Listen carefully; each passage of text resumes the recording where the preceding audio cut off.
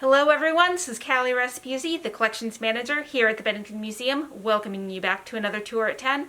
And today I have a piece from our archival collections related to the Robinson family here in Bennington. The Robinsons, of course, were one of the first white settlers here in town, and Moses Robinson was the first governor of Vermont. This document relates to one of his sons, Elijah Robinson. And Moses actually had two sons named Elijah. One of them died in 1777. The second was born in 1778. And it was a relatively common thing at this point in history for people to name a child after a child who had recently died to keep their memory alive. So it's not really surprising that the family had two Elijahs in their family. They also like to recycle the names of parents and relatives and uncles. So with a lot of these families, there are a lot of people with the same name. Elijah Robinson was not nearly as illustrious as his father. And in fact, he seems to have been a bit of a black sheep in the family, a bit of a ne'er-do-well, which is what this document refers to. This is from 1815, and it reads, "Then personally appeared before me Sally Davis of the town and county of Bennington, and made solemn oath that Elijah Robinson of Bennington aforesaid, at Bennington aforesaid, on or about the first day of April, A.D. 1813, did beget the said Sally with child. She was then and is a single woman, and which child was been born a bastard and is liable to become chargeable to the town of Bennington." And this is signed by the Justice of the Peace, who she has appeared before and sworn this oath. Now, Elijah Robinson happens to have fathered quite a few illegitimate children, not only Sally's.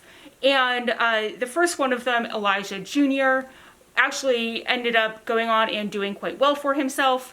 And when he died in central New York, his obituary claimed that his grandfather was Moses Robinson, the governor of Vermont.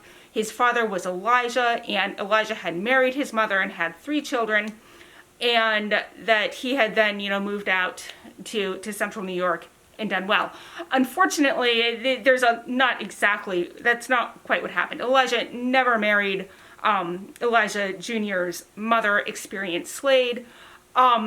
He did have 3 other children, though. When he died, a year after this document was created, he died in 1816, and at that point, when the executors of his estate went to settle the estate, they found 3 children and a woman living in his house, and these 3 children were Elijah's natural children, as they were called. He was not married to their mother, but he was the father of these 3 small children, and the estate was now liable for these children.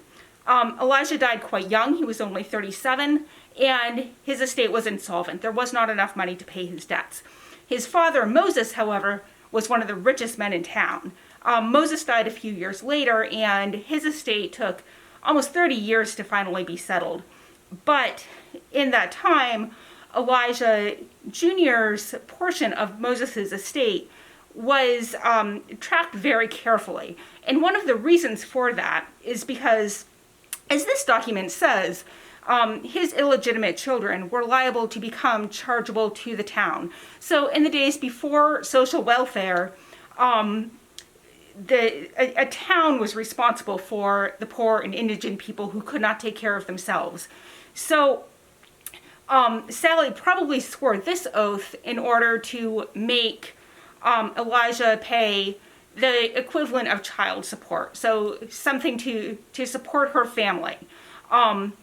The town itself would have been very concerned about this because they did not want their tax dollars going to support Elijah's ill-begotten children. So this is a really interesting example, I think, of how, first of all, human nature doesn't change over the years, where we still have a lot of people having lots of sexual relations and fathering and mothering lots of children, with or without getting married first. And this is something that was going on back in the early 1800s as much as it goes on today. At the time in the early 1800s, usually after someone fathered a child, they were pressured into marriage. But even if not, the father was still expected to support his offspring. So this is also, I think, an interesting example of how towns dealt with problems like poverty and having children who didn't have anyone to support them, and trying to come up with ways to make the parents responsible. So one of the many rather juicy, gossipy tidbits from our collection. I hope you liked it.